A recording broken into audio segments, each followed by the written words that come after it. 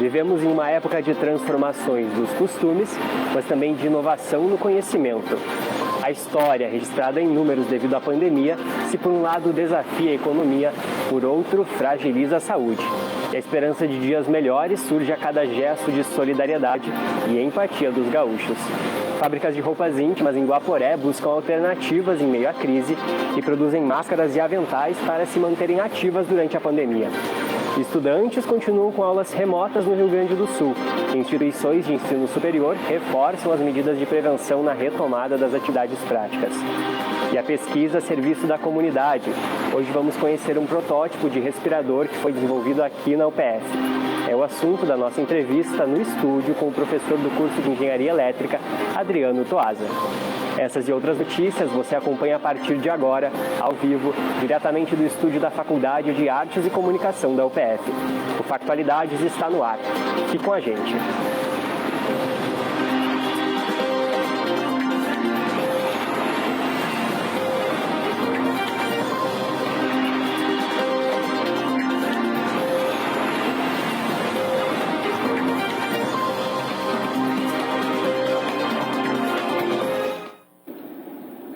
Boa noite, são 9 horas e 20 minutos, estamos ao vivo no Facebook do Núcleo Experimental de Jornalismo da UPF e você está assistindo Atualidades. Esse é um programa feito por alunos do curso de jornalismo. E para começar essa edição, a gente vai falar com a repórter Letícia Brignol. É que o fluxo de veículos diminuiu e os acidentes também, né, Letícia? Boa noite para você. Boa noite, Felipe. Isso mesmo. O distanciamento social controlado tem gerado impactos também no trânsito. Em abril, primeiro mês de quarentena, o Rio Grande do Sul teve a menor média de acidentes já registrada. A redução representa cerca de 36% em relação ao mesmo mês no ano passado. Segundo dados divulgados pelo Detran-RS, foram 87 mortes em 30 dias. A rede estadual de ensino retomou as aulas de forma remota e as universidades podem voltar com as atividades práticas presenciais. Assim, a Universidade de Passo Fundo já está retomando algumas medidas para o retorno. O retorno das atividades escolares no Rio Grande do Sul foi de forma remota desde o dia 1º de junho pela plataforma Google for Education.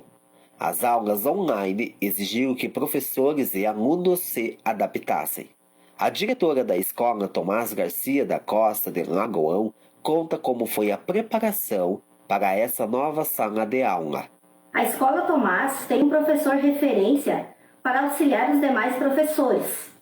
E também aqueles professores que têm um pouquinho mais de conhecimento que os outros estão trocando ideias e ajudando os professores e os alunos. A plataforma reúne 37 mil turmas. Para garantir que funcione, o governo teve que ampliar a oferta de internet e busca uma alternativa para aqueles alunos que não têm acesso nas suas casas. Também entendemos que nem todos os alunos possuem acesso à internet, pois moram no interior do município e aí tem lugares que não funciona o celular. Para esses alunos vai ser comunicado através da nossa rádio para que eles venham na escola fazer uso do laboratório de informática. Isso com agendamento prévio para que não aconteça aglomerações.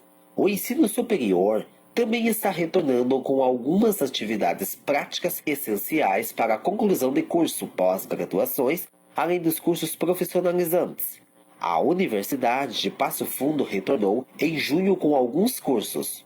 A reitora explicou nas redes sociais como seria a volta das aulas na UPF. Seguindo todas as recomendações, estamos retomando algumas das nossas atividades presencialmente. Estamos retomando as disciplinas práticas e os estágios que não puderam ser adaptados de forma remota. O plano de contingência que regra o retorno gradual das atividades presenciais está organizado em 3 fases. A assessora da vice-reitoria da graduação da UPF, Daniela Araújo, nos explica como são realizadas as 3 fases. A primeira ligada à preparação da logística, à formação das equipes, ao treinamento dessas equipes, à organização dos EPIs, ao planejamento dos cursos. A segunda fase foi direcionada aos alunos dos cursos de enfermagem, medicina, fisioterapia e farmácia que estão em estágio curricular supervisionado. E a fase 3, que iniciou então no dia 22, abarca as disciplinas práticas de todos os cursos de graduação que necessitam então da presencialidade para sua finalização. A assessora também esclarece como os universitários devem proceder caso tenham alguma dúvida sobre as aulas remotas e presenciais. Em caso de dúvida, então, é importante que os alunos busquem os esclarecimentos com o coordenador e lembrando que as teóricas permanecem na modalidade remota até o final do semestre. O segundo semestre na Universidade de Passo Fundo, que estava previsto para iniciar no dia 3 de agosto, foi adiado e, com isso, as aulas do próximo semestre devem iniciar no dia 17 de agosto. A Fundação Gaúcha do Trabalho e Ação Social, o FGTAS de Passo Fundo, divulgou oportunidades de emprego. As vagas que exigem experiência são ajudante de eletricista, auxiliar de limpeza, cozinheiro, instalador de tubulações, soldador, supervisor de vendas comercial e vendedor pracista. Para pessoas com deficiência, tem vaga de auxiliar de cozinha e frentista. Quem tem ensino médio completo pode se inscrever para as vagas de atendente balconista e operador de processo de produção.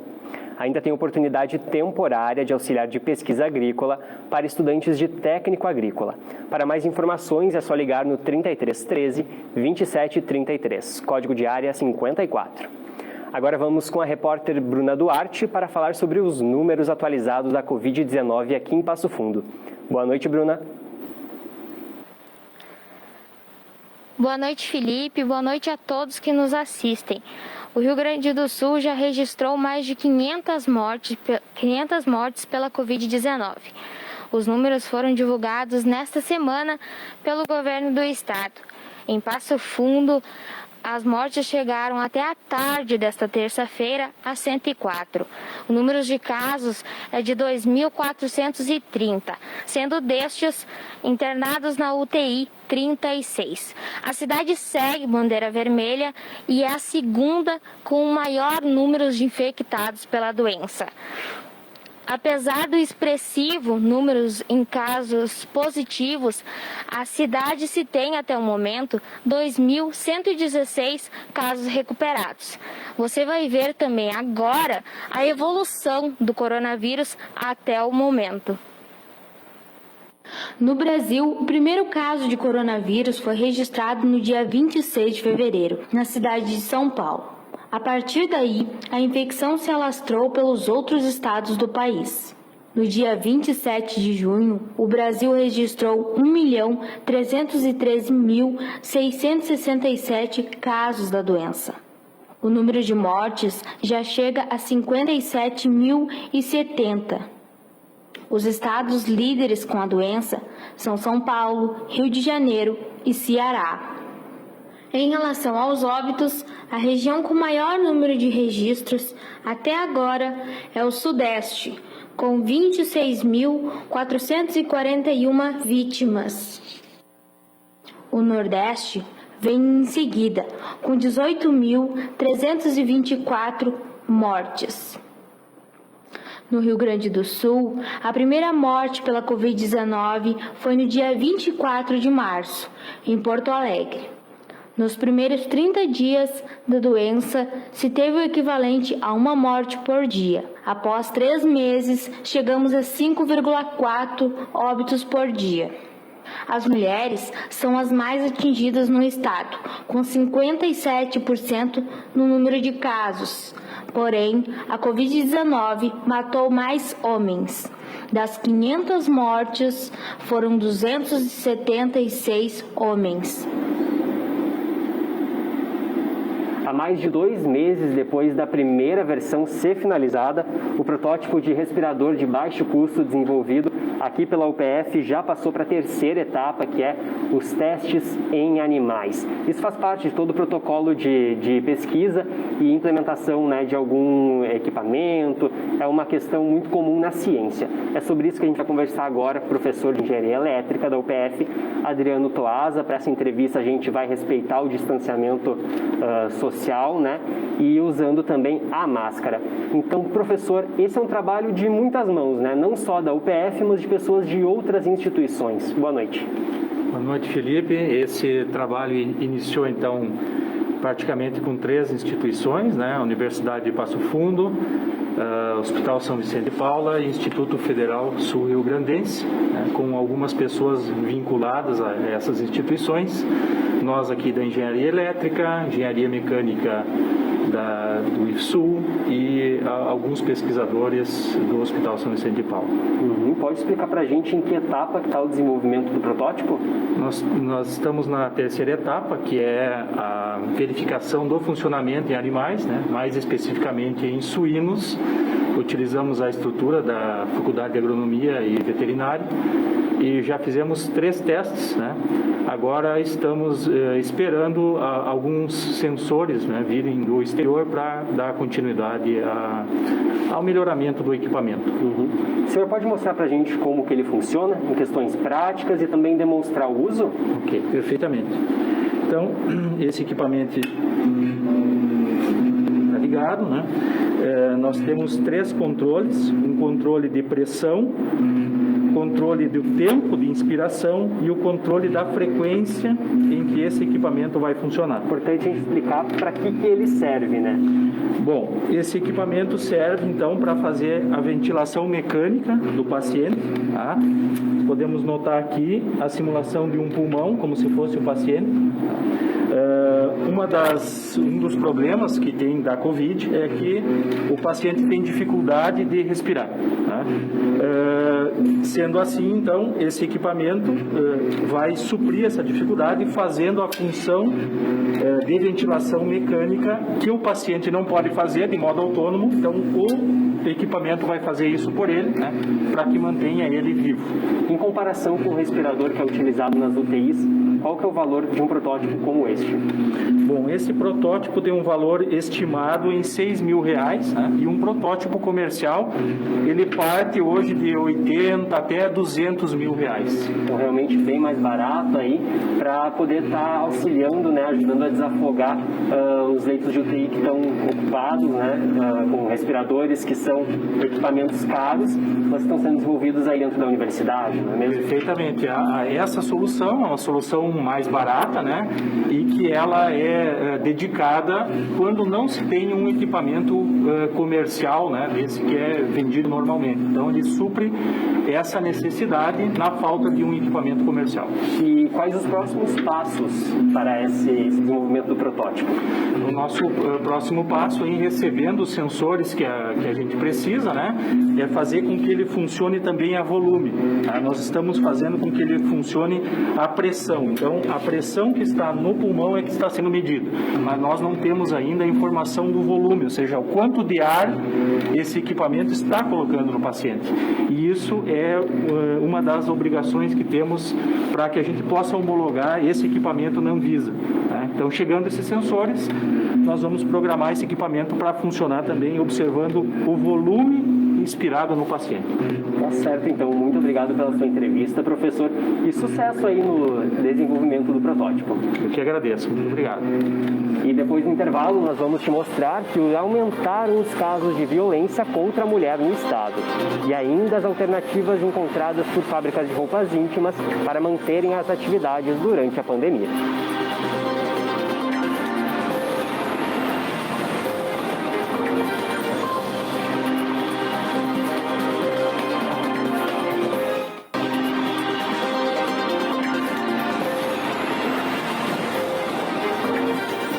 Nove horas e 43 minutos, estamos de volta.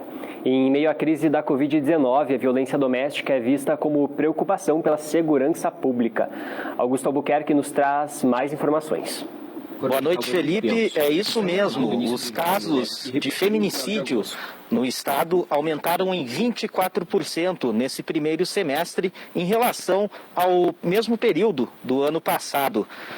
Foram 51 casos de feminicídio cometidos entre janeiro e junho de 2020.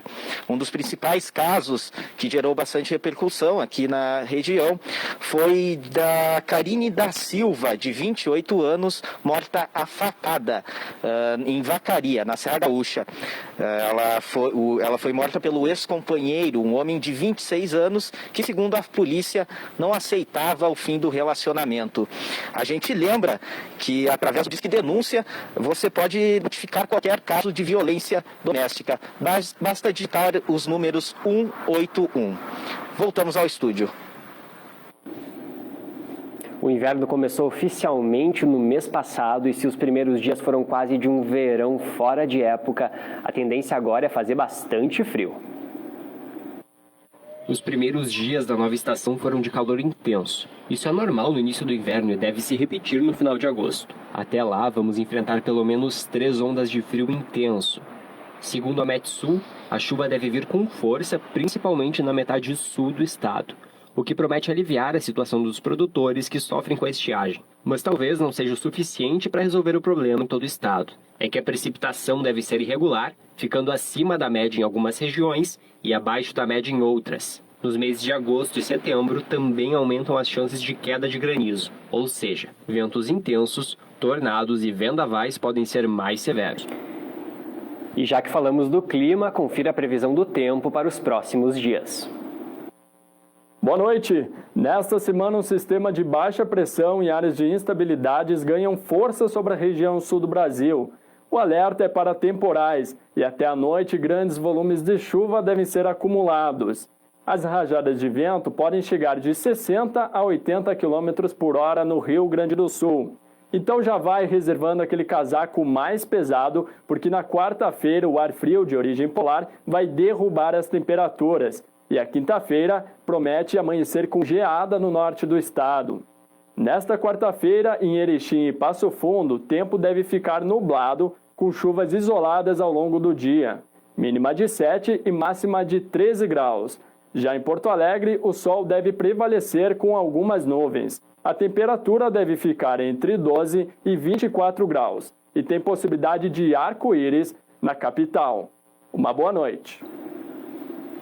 E esse é com certeza um ano atípico para o mundo inteiro. Olha só, como se não bastasse a pandemia, uma nuvem de gafanhotos atingiu as lavouras da Argentina e no momento segue sendo monitorada aqui no Brasil.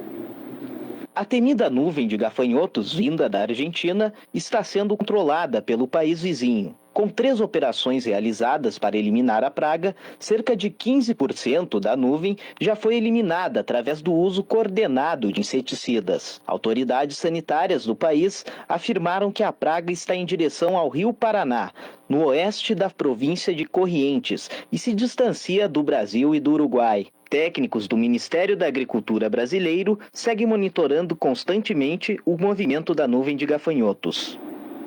Presta atenção que agora esse recado é para você que teve o auxílio emergencial negado. É que desde o dia 22 de junho é possível contestar essa decisão. Para isso, basta ir até a Defensoria Pública do seu município e apresentar os documentos que comprovem que você preenche os requisitos para receber o benefício. Segundo a DataPrev, são mais de 41 milhões de pessoas que estão nessa situação. E mesmo com os eventos cancelados, os artistas têm dado um jeitinho de manter os fãs animados, fazendo lives. Os shows são transmitidos ao vivo através das redes sociais e garantem a alegria de quem sente falta daquele happy hour do fim de semana. Confira o que vem por aí. Para comemorar os 40 anos, Cláudia Leite promete animar o público com a live Quarentando na Quarentena. Ela acontece no sábado, às 7h30 da noite. A transmissão é no canal do YouTube da cantora. Não seja assim tão tarde. Os forrozeiros Wesley Safadão e Xande Avião apresentam o projeto Tamo Junto. Vai ser no dia 11 de julho, também no YouTube. Quem gostou do Tamo Junto, levante a mão aí. Pra quem gosta de música sertaneja, tem live Quermesse in the Farm, da dupla Mato Grosso e Matias. no domingo a partir das 5 da tarde no canal do YouTube dos cantores. Vai pensando em você. Agora o esporte, e por causa das regras do isolamento social, até atletas de todo o estado tiveram os treinos e campeonatos suspensos. O Gauchão teve aí uma nova data para o seu retorno e quem nos traz mais informações é o repórter Aldemir Rodrigues. Olá, Felipe. A Federação Gaúcha está tendo reuniões com frequência com o governador Eduardo Leite para ver a possibilidade do retorno do Campeonato Gaúcho a partir do dia 22 de julho.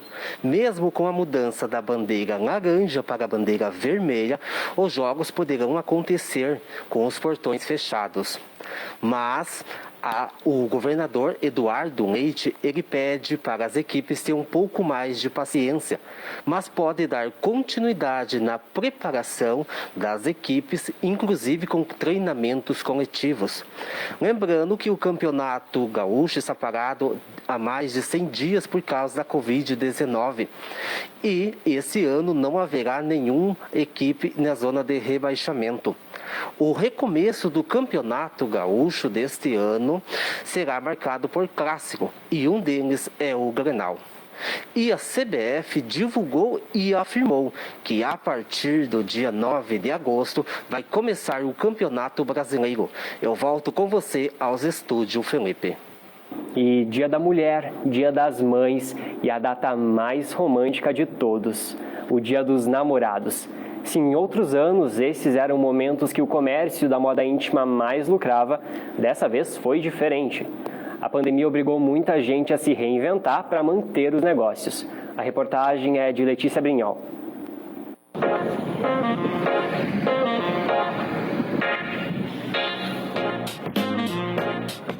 Guaporé é um polo na produção de moda íntima. São 146 indústrias do ramo no município de pouco mais de 25 mil habitantes. Mas foi diante de uma grande queda de pedidos que as empresas que antes produziam lingerie passaram a se dedicar à confecção de itens de prevenção à Covid-19. Genesee Bastian é proprietária de uma empresa de lingerie da cidade e nos conta como foi a busca por uma produção alternativa em meio à pandemia. Lá em meados de março, com o início da pandemia, confeccionamos máscaras, a princípio para atender a necessidade dos funcionários e de seus familiares.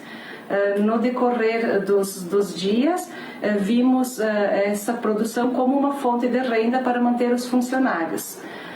Hoje, a nossa produção se divide entre as máscaras e o lingerie, para atender a necessidade da população. Com a grande queda na demanda, algumas empresas tiveram que suspender as atividades. Agora, recebendo auxílio do governo, alguns funcionários precisam buscar uma renda extra para completar no final do mês. Mayra, funcionária de uma empresa, agora terceiriza a produção de aventais descartáveis para outra fábrica de lingerie da cidade.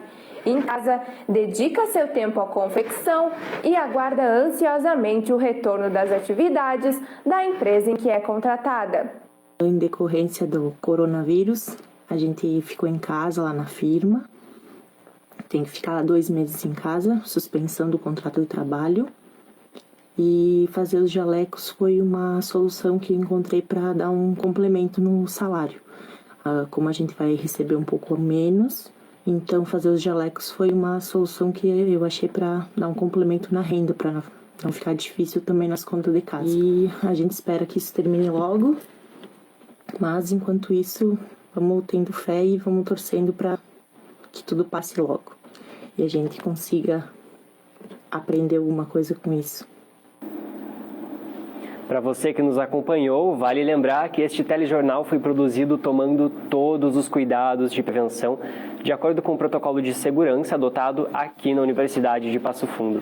Este é um trabalho acadêmico feito pelos alunos do curso de jornalismo da FAC, da Universidade de Passo Fundo.